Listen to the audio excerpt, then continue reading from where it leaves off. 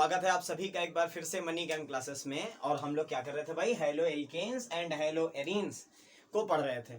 ठीक है, haloalkanes and haloarenes की हम लोगों ने सारी केमिकल प्रॉपर्टीज लास्ट लेक्चर तक खत्म कर ली। और अगर आपने लास्ट लेक्चर को पूरा देखा है तो हम लोगों ने क्या डिस्कस किया था कि भाई नेक्स्ट वाले में हम लोग क्या पढ़ेंगे, क्लोरोफॉर्म पढ़ेंगे, और जो इसका अगला आएगा उसमें हम लोग क्या पढ़ेंगे, कार्बन टेट्राक्लोराइड पढ़ेंगे। तो आज का वीडियो थोड़ा सा हो सकता है लेंथी बन जाए, ठीक है, 20 मिनट 25 मिनट 30 मिनट जो भी हो सकता है। तो कोशिश करिएगा पूरा देखिएगा, पूरा देखेंगे तो आपको पूरा का पूरा क्लोरोफॉर्म जो भी टॉपिक है वो मैं पूरा पढ़ा दूंगा आज।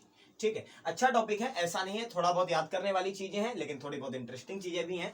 तो थोड़ा सा मिसलेनियस सा टॉपिक है, तो कहीं कहीं पर आपका सब्र टूटेगा, कहीं कहीं पर इंटरेस्ट जगेगा। तो चलते हैं, जर्नी शुरू करते हैं आज के लेक्चर की और पढ़ते हैं कि क्या होता है क्लोरोफॉर्म।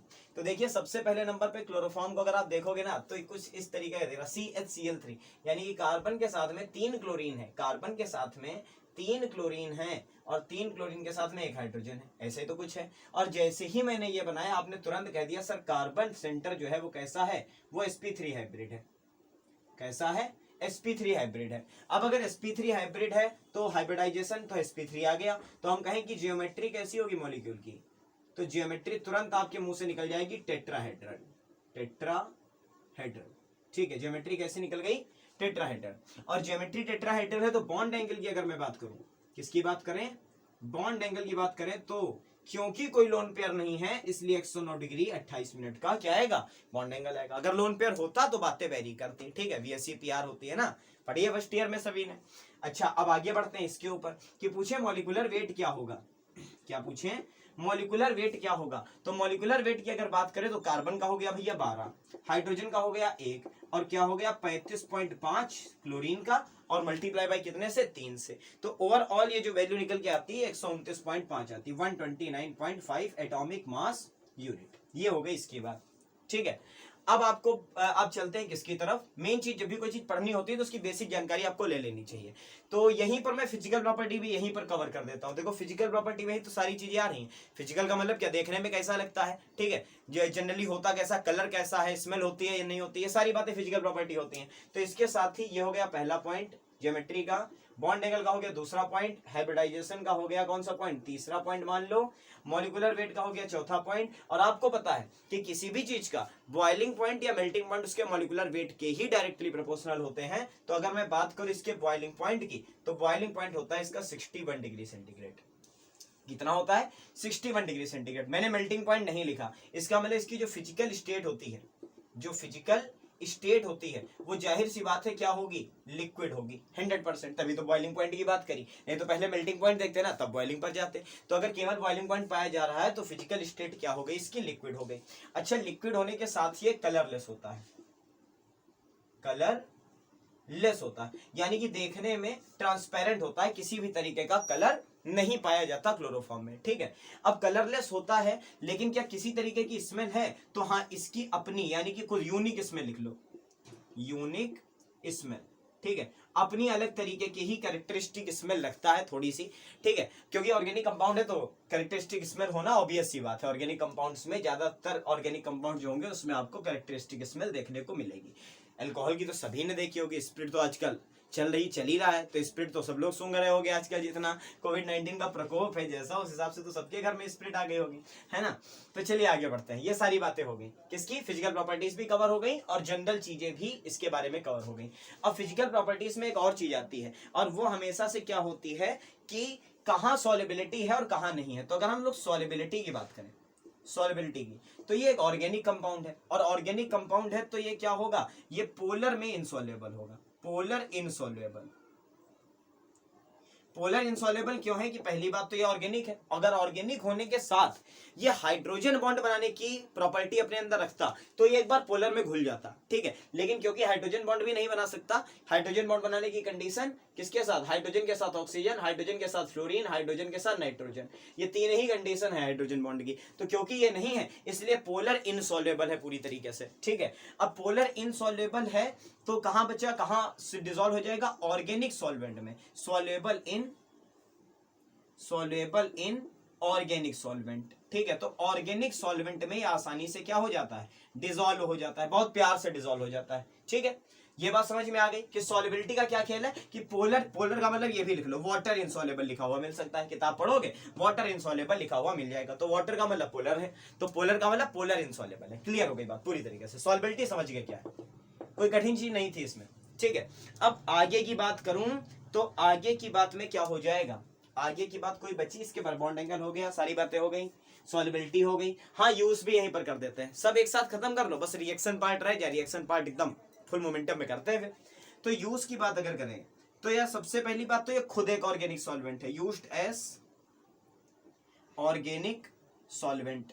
ठीक है, खुद ही एक ऑर्गेनिक सॉल्वेंट, जैसे किसके लिए हो गया, वैक्स के लिए हो गया, ठीक है, मोम के लिए, या इसके अलावा बात करूं इसके बारे में रबर के लिए, नेचुरल रबर जो होती है, ठीक है, इन सब के लिए ये किसका काम करता है, ऑर्गेनिक सॉल्वेंट का काम करता है। ठीक है, अच्छा यूज में एक और यूज आप लोगों को पता होगा, मैं लिख नहीं रहा हूं, ऐसे डिस्कस करता हूं फेस टू फेस, तो आपको भी समझने में थोड़ा सा इंटरेस्ट लगेगा।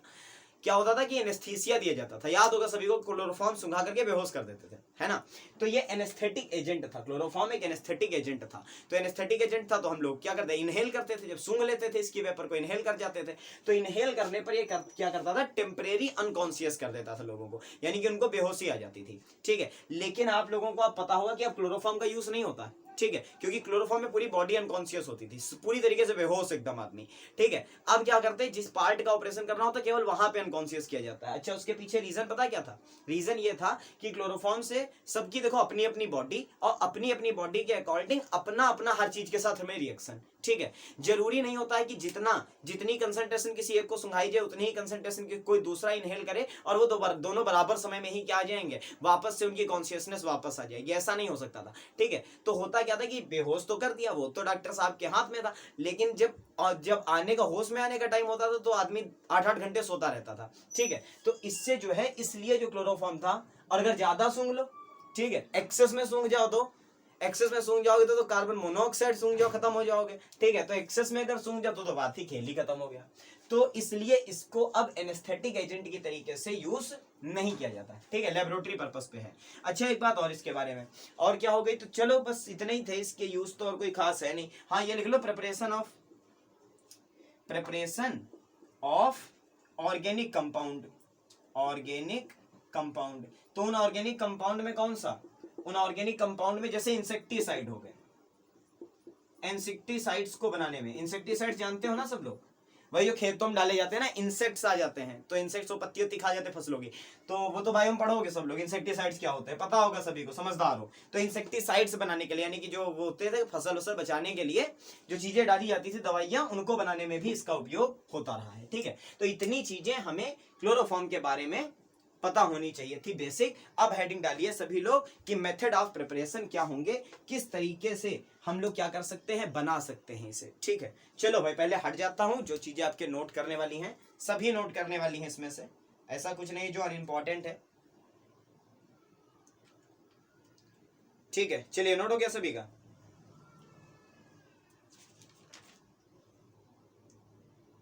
तो अब बात करते हैं किसकी, मेथड ऑफ प्रिपरेशन की। तो इसको दो तरीके से मेन बनाया जाता है। देखो एक तरीका तो आप लोग शुरुआत से पढ़ रहे हो, जब से मैं पढ़ा रहा हूं हेलो एल्केन हेलो एरीन, तब से आप एक तो कौन सा, मेथेन, फ्रॉम मेथेन, तो हेडिंग आपको याद होगी। लेकिन बेसिकली लेबोरेटरी में ये नहीं बनाया जाता उससे। ठीक है, लेबोरेटरी में क्यों नहीं बनाया जाता, क्योंकि जब मैंने आपको बेसिक पढ़ाया था कि आप हेलो एल्केन्स को कैसे बनाते हो, तभी मैंने आपको क्लियर कर दिया था कि अगर आप मेथेन की क्लोरीनेशन करा करके बनाते हो तो बन तो जाएगा, बट उनको सेपरेट करना बहुत कठिन होगा।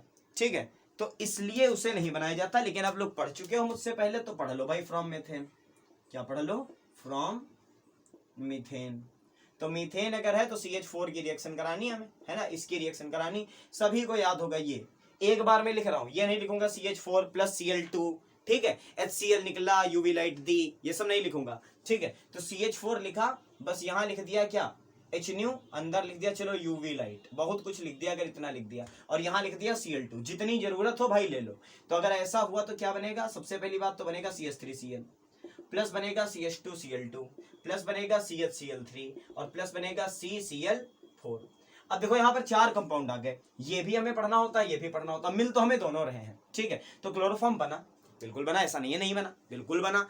लेकिन बनने के बाद में यहां से जो क्या होगा, यहां से जो क्या होगा, इसको निकालना है, क्लोरोफॉर्म को सेपरेट करना है। तो separation is tough, separation is tough. तो टफ है तो करते कैसे, करते हैं फ्रैक्शनल डिस्टिलाइजेशन से ही, फ्रैक्शनल डिस्टिलाइजेशन मेथड। तो फ्रैक्शनल डिस्टिलाइजेशन मेथड सभी को पता है कि जब दो या दो से ज्यादा लिक्विड हो जिनके बॉइलिंग पॉइंट डिफर कर जाए, ठीक है, जिनके बॉइलिंग पॉइंट में मतलब भर का क्या हो, गैप हो, तो जब ऐसी कोई चीज मिल जाएगी ना आपको, तो आप क्या करोगे, उसको गर्म करोगे, नीचे वाली जिसका बॉइलिंग पॉइंट कम होगा उस टेम्परेचर तक, तो गर्म होकर के अलग हो जाएगी, सेपरेट कर दोगे फनल से उसे कंडेंस करा करके, और जो लास्ट वाला होगा वो बच जाएगा, ठीक है। तो ये तो सबसे पहली थी। लेकिन अगर हम लोग बात करें लैब मेथड की, तो लैब मेथड में दो तरीके से बनाया जाता है। पहली मैकेनिज्म, पहली है फ्रॉम ETOH, ठीक है, ETOH का मतलब इथाइल अल्कोहल है, ETOH and bleaching powder, bleaching powder.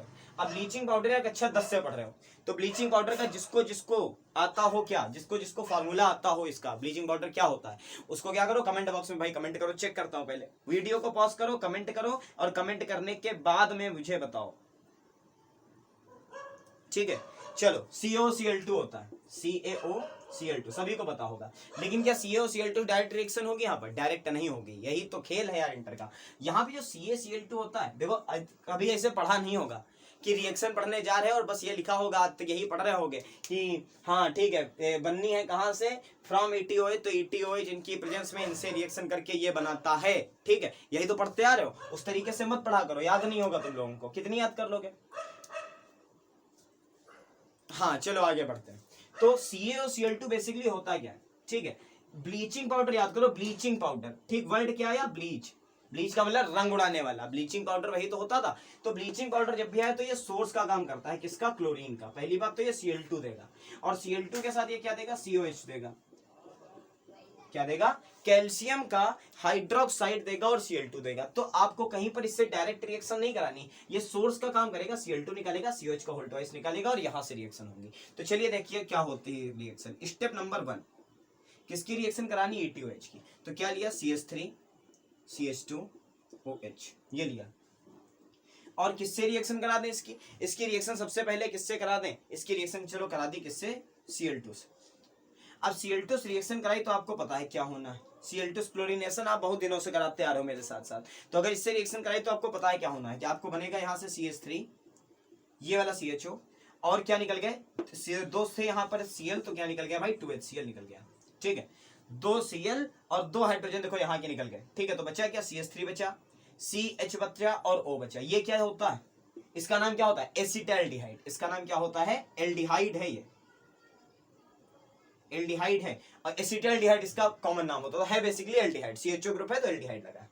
अब क्या करेंगे, अभी एल्डिहाइड उठाएंगे। तो स्टेप नंबर 2 देखो, स्टेप नंबर 2, तो क्या लिया, CH3 CHO लिया इस पर, CH3 CHO, और उसके बाद में देखो हाइड्रोजन कितने हैं, 3, तो यहां पर क्या कर दिया, 3Cl2 ले लिया। और तो 3Cl2 से अगर, तो ये Cl2 कहां से आ रहे हैं, ये Cl2 आ रहे हैं हमारे ब्लीचिंग पाउडर से, वही तो सोर्स है Cl2 का। तो क्या निकल गया भाई, CCl3 मिला, ये तीनों हाइड्रोजन निकल गए, और साथ में क्या बचा आपका, साथ में बचा आपका CHO, ठीक है, एल्डिहाइड ग्रुप एसिड। और क्योंकि 3 Cl यहाँ गए हैं, 3 हाइड्रोजन यहाँ के निकले, तो और क्या निकल गया आपका, 3HCl निकल गया, ठीक है। पहले इन दो स्टेप को देखो, क्या समझ में आ गए, अगर समझ में आ गया तो बहुत अच्छी बात है। तो केवल एक स्टेप रह गया, स्टेप नंबर 3। तो स्टेप नंबर 3 में हम वो उठा लेंगे, तो क्या उठाया, 2CCl3 CHO, ठीक है, और इसकी रिएक्शन करा दो COH के होल ट्वाइस से। अब COH का होल ट्वाइस कहां से आया, देखो यहां से आया, ठीक है, COH का होल ट्वाइस भी कहां से आया, ब्लीचिंग पाउडर से आया। तो पहले नंबर पे तो बना दो जो बनाना है, 2CHCl3, 2CHCl3, ये बन गया आपका क्लोरोफॉर्म। और जो क्लोरोफॉर्म बना उसके बाद बचा क्या, उसके बाद देखो बचा Ca, और वहां पर कौन सा बचा, HCOO-, तो HCOO का होल ट्वाइस Ca, ठीक है। क्या बचा यहाँ पर, HCOO- ही बचेगा, देख लो चेक कर लेना, HCOO- बचेगा, तो HCOO का होल ट्वाइस और Ca। अच्छा एक चीज याद रखना, यहाँ पर ये वाला जो प्रोडक्ट बना, ये वाला, इसको क्लोरल बोलते हैं,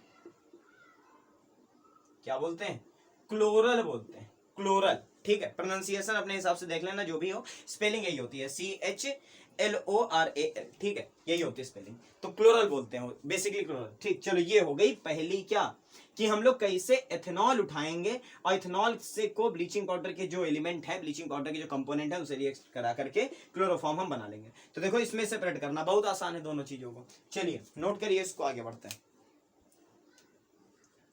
अब जो अगली वाली है उसमें केवल क्या होगा, ऊपर वाली तो लिखे रहने देते हैं, बस ये मिटा दूंगा। ठीक है, चलो नोट कर लिया होगा। अब अगली वाली में ब्लीचिंग पाउडर तो पड़ा रहेगा, इतना तो समझ गए, क्लोरीन मिलती जाएगी, COCl2 मिलता जाएगा, बस इसकी जगह हटा दो। ठीक है, तो इसकी जगह आएगा कौन, एसीटोन आएगा। ठीक है, फ्रॉम CH3 CO CH3, ठीक, एंड ब्लीचिंग पाउडर, ये हो गई हेडिंग अपनी। ठीक है, तो ब्लीचिंग पाउडर का कॉन्सेप्ट सेम है, उसमें तो 3 स्टेप लगे थे, इसमें स्टेप नंबर 2 में ही काम खत्म हो जाता। तो स्टेप नंबर 1 देखो क्या होगा, हमें क्या उठाना है, हमें उठाना है CH3 CO CH3, ये है हमारा एसीटोन। दिख रहा है ना सभी को, दिख रहा। अब क्या करेंगे, तो 3 क्लोरीन उड़ा देंगे उसी तरीके से, 3 Cl2 डाले तो यहां पर बन गया CCl3 C double bond O CH3।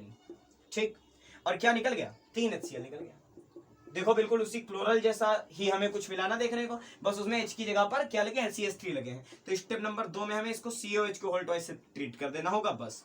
तो CCl3 C double bond O CH3 plus किससे ट्रीट कर दें आप, COH का होल ट्वाइस, COH के होल ट्वाइस से अगर ट्रीट करते हैं तो क्या मिल जाएगा भाई, मिल जाएगा सबसे पहले 2CHCl3 मिल गया, क्लोरोफॉर्म मिल गया। अब क्लोरोफॉर्म मिला तो वहां पर था क्या, HCOO माइनस, यही तो बच रहा था, यहाँ H की जगह कौन है, CH3 है, तो क्या मिला CH3COO माइनस। ठीक है, CH3COO माइनस, और कितने, 2, क्योंकि कितने प्लस हैं, कैल्शियम डबल प्लस है। ठीक है, तो बस 2 ही स्टेप में क्या बन गई, आपकी क्लोरोफॉर्म बन करके तैयार हो गई। ठीक है, तो ये 3 बेसिक, सबसे बेसिक जो हैं वो प्रिपरेशन मेथड थे, ये लैब मेथड्स हैं और उससे लैब में बनाया नहीं जाता है बिकॉज सेपरेशन जो है वो टफ होता है। ठीक है, समझ गए बातों को पूरी तरीके से। तो फिजिकल प्रॉपर्टी हो गई, यूज हो गए, प्रिपरेशन मेथड हो गए, बात करते हैं किनकी, केमिकल प्रॉपर्टीज की।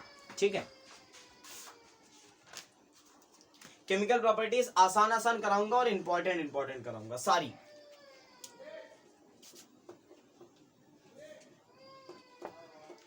तो हेडिंग डालो बच्चा लोग, केमिकल प्रॉपर्टीज। केमिकल प्रॉपर्टीज, एक तो ये बच्चे बाहर रो रहे हैं आज, केमिकल प्रॉपर्टीज ऑफ किसकी भैया, CHCl3 की। ठीक है, चलो पहली कौन सी, पहली है ऑक्सीडेशन, और मार्क करो क्योंकि यहां से क्वेश्चन पूछा जाता है, और वो क्वेश्चन है कि क्लोरोफॉर्म को डार्क बोतलों में क्यों रखा जाता है। ठीक है, उनको खुले में काहे नहीं रख दिया जाता, तो अगर खुले में रखते हैं तो एक गैस बनती है। ठीक है, और उस गैस का नाम होता है फॉस्जीन, और बहुत ज्यादा पॉइजनस है, टॉक्सिक गैस है। ठीक है, तो टॉक्सिसिटी क्योंकि ज्यादा है इसलिए इसको क्या करते हैं, डार्क बोतलों में रखते हैं हम लोग। तो चलो देखो क्या होगा, मान लो हमारे पास में क्या है, CHCl3 है, 2 आइटम ले लो, 2 मॉलिक्यूल ले लो, सॉरी मॉलिक्यूल ले लो, और क्या करो, O2 से ट्रीट कर दो। ठीक है, तो O2 से अगर ट्रीट कर दे और सनलाइट होनी चाहिए भैया, इसीलिए डार्क बोतलों में रख देते हैं, डार्क बोतल में रखते हैं तो सनलाइट नहीं पड़ पाती है। ठीक है, बस बात करता हूं, तो क्या होनी चाहिए, सनलाइट होनी चाहिए। खूब पूछा जाता है ये क्वेश्चन, जब भी प्रैक्टिकल होंगे और क्लोरोफॉर्म बना के ले जाओगे चार्ट पर, खूब पूछा जाएगा ये क्वेश्चन कि क्या बनती है। तो बनता बेटा क्या है, बनता है ये Cl single bond C single bond Cl double bond O। ठीक है, तो क्या बन गया, देखो 2 Cl निकले, 1 कार्बन, तो बचा क्या हमारे पास में, HCl ही बचा भाई, 1 हाइड्रोजन 1 क्लोरीन, तो क्या निकला भाई साथ में HCl। इस गैस का नाम होता है फॉस्जीन। ठीक है, इस गैस का नाम होता है फॉस्जीन, और फॉस्जीन के क्या होती है, हाईली टॉक्सिक। हाईली टॉक्सिक का मतलब बहुत ज्यादा जहरीली। ठीक है, तो इस चीज को हमेशा याद रखना, इसीलिए मैंने मार्क कर दिया, मोस्ट इंपॉर्टेंट रिएक्शन है ये, कि जब भी क्लोरोफॉर्म को ऑक्सीजन के साथ सनलाइट में खुला छोड़ दिया जाता है तो फॉस्जीन नाम की जहरीली गैस बनाती है, जिसको इनहेल करना हम लोगों के लिए भी खतरनाक हो सकता है। ठीक है, तो चलो भाई पहली वाली नोट करो, अब दूसरी पर आते हैं। दूसरी क्या होगी, दूसरी होगी भैया रिडक्शन। तो रिडक्शन समझना थोड़ा आसान है, बस वही किसके प्रेजेंस में हो जाएगा, ZnHCl के प्रेजेंस में हो जाएगा। तो अगर आपके पास में क्या हो, मान लो CHCl3 हो, CHCl3 हो, और क्या कर दो इसको 2 हाइड्रोजन दे दो ला करके, चलो 2 हाइड्रोजन कहां से मिले, हाइड्रोजन ZnHCl के प्रेजेंस में, ठीक है। ZnHCl के प्रेजेंस में क्या कर रहे हैं, रिड्यूस कर रहे हैं इसे, तो क्या मिल जाएगा भाई, CH2Cl2 प्लस एक हाइड्रोजन निकला है तो HCl, ठीक है। बस इतने बन सकती भाई, CHCl3 था 2 हाइड्रोजन दिए, CH2Cl2 मिला, CH2Cl2 तो एक क्लोरीन एक हाइड्रोजन निकल गया HCl। अब बताओ ये क्या है, अब क्या है, यह है डाई हेलोमेथेन, ठीक है। डाई हेलोमेथेन मतलब यह है जेम एल्किल हैलाइड, और इनको बनाना बहुत कठिन होता है, इसलिए ये रिएक्शन भी मोस्ट इंपॉर्टेंट हो गई कि जेम हेलो एल्केन कैसे बना सकते हो, with the help of chloroform, chloroform की मदद से कैसे जेम हेलो एल्केन्स का निर्माण किया जा सकता है, ठीक है। चलो अब इसके बाद में चलते हैं किसकी तरफ, इसके बाद में चलते हैं किसकी, प्रिपरेशन ऑफ, ये कह लो क्लोरीनेशन, क्लोरीनेशन, और क्लोरीनेशन के ब्रैकेट में ही लिख लो क्या, preparation of CCl4, carbon tetrachloride की प्रिपरेशन। तो कैसे बनेगी भाई, कैसे बनेगी, देखो हमारे पास में है CHCl3, और बस वही काम, Cl2 और क्या डाल देनी है, HNO, तो क्या मिल जाएगा, CCl4 और प्लस क्या निकल जाएगा, HCl। देखो इतनी प्यारी बात, यहाँ भी HCl निकला, यहाँ भी HCl, यहाँ भी HCl, याद करने में तो कोई दिक्कत ही नहीं आनी, ठीक है। चलो ये 3 हो गई, अब चलते हैं किस पर, अब नीचे तो दिखेगा, हाँ दिख जाएगा, चलो इतना दिख रहा है ना, दिख रहा है। अब अगली वाली डालो हेडिंग नाइट्रेशन। तो एक दो चीजें बता दूं, देखो पहली बार शायद केमिकल प्रॉपर्टीज किसी चीज की अगर पढ़ रहे हो तो एक चीज सुन लो कि ये सब बेसिक प्रॉपर्टीज है जो आप हर जगह, लगभग हर जगह पर करा ले जाओगे। जैसे अगर कहीं नाइट्रेशन कराना है, क्या कराना है, नाइट्रेशन, तो नाइट्रेशन होता है HNO3 के साथ में H2SO4 के प्रेजेंस में। कहीं पे सल्फोनेशन कराना है, क्या कराना है, सल्फोनेशन कराना है, तो वो होगा किसके साथ में, H2SO4 के साथ में। कहीं पर क्लोरीनेशन या सीधे कह लो हेलोजिनेशन, क्या कराना है, हेलोजिनेशन कराना है, तो वो होगा किसके साथ में, F2 हो, Cl2 हो, Br2 हो या I2 हो, ठीक है। अब ऑक्सीडेशन आपको पता है, ऑक्सीजन जोड़ दोगे, रिडक्शन पता है तो हाइड्रोजन जोड़ दोगे, ठीक है।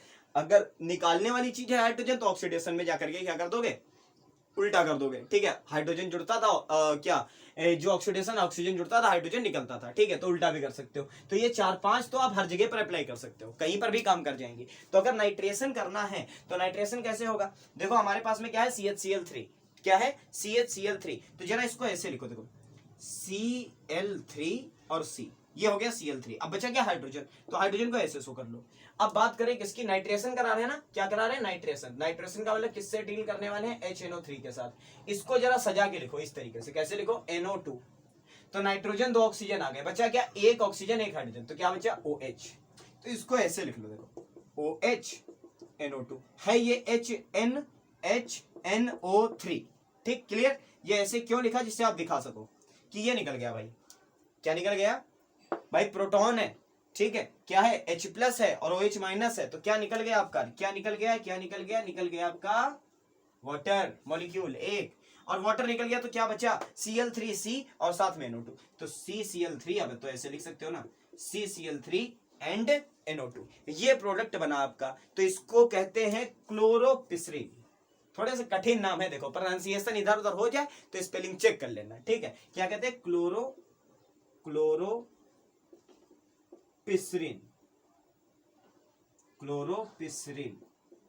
ठीक है। और ये क्लोरोपिसरीन होती क्या है, इंसेक्टिसाइड होती है, क्या होती है, इंसेक्टिसाइड होती है। तो ये भी पढ़ लिया, अभी यूज पढ़ रहे थे कि इंसेक्टिसाइड बनाने में इसका उपयोग होता है। तो इंसेक्टिसाइड कैसे बनते होंगे, नाइट्रेशन से बनते हैं। क्लोरो फॉर्म उठाओ, नाइट्रेशन कर दो, क्या बन जाएगी, क्लोरोपिसरीन बन जाएगी। और क्लोरोपिसरीन क्या होती है, इंसेक्टिसाइड होती है। तो एक बार नोटिस करी कि कोई भी चीज बनाए, चाहे फॉस्जीन बना लो, ठीक है, चाहे क्लोरोपिसरीन बना लो, इंसेक्ट को मार डालेगी। फास्जीन है तो जहरीली गैस है, ठीक है। क्लोरोफॉर्म खुद इनहेल कर लो तब भी क्या कर देता है, बेहोश कर देता है। तो थोड़ा सा टॉक्सिक मॉलिक्यूल है, बस ओवरऑल बात इसके बारे में इतनी है। और सबसे ज्यादा यूज कहां, इसका मेडिसिनल ही है, सबसे ज्यादा यूज इसका मेडिसिनल ही है, ठीक है। क्लियर हो गई बातें। तो केमिकल प्रॉपर्टी हो गई, यूजेस हो गए, फिजिकल प्रॉपर्टी हो गई, बेसिक जानकारी हो गई क्लोरोफॉर्म के बारे में। यहीं पर क्लोरोफॉर्म खत्म होता है। अगले लेक्चर में बात करेंगे कार्बन टेट्राक्लोराइड की। क्लियर पूरी तरीके से, ठीक है। अच्छा एक चीज रहेगी केवल, क्लोरोफॉर्म का आईयूपीएसी नेम रह गया, देखो आईयूपैक क्या होगा, ठीक है। चलो आईयूपैक है आपका होमवर्क, और जिसको इसका आईयूपीएसी समझ में आ जाए वो क्या करेगा, वो कमेंट बॉक्स में करेगा एक बढ़िया सा कमेंट, ठीक है। और अगले वाले में शुरुआत करूंगा किसकी, क्लोरोफॉर्म के आईयूपीएसी से, और उसके बाद में कार्बन टेट्राक्लोराइड से, ठीक है। फिलहाल इस वीडियो में इतना ही। अगर वीडियोस आपके लिए हेल्पफुल हैं तो इनको शेयर जरूर करिए, ठीक है। बहुत भूल जाता हूं हमेशा सब्सक्राइब करने को, कहने को किसी वीडियो में कहता हूं किसी में नहीं कहता हूं, ठीक है। लेकिन इसको शेयर इतना जरूर करिए कि जहां तक ये पहुंच सके वहां तक पहुंचे, इससे मेरा भी प्रॉफिट होगा, ऑब्वियस सी बात है मेरा प्रॉफिट होगा, ठीक है। कौन से कोई जो सच है वो सच है, मेरा भी प्रॉफिट होगा, लेकिन उन बच्चों का भी प्रॉफिट होगा जो इन वीडियोस को देखेंगे, ठीक है। बहुत जल्द मिलता हूं आपसे अगले वीडियो में, तब तक के लिए थैंक यू सो मच।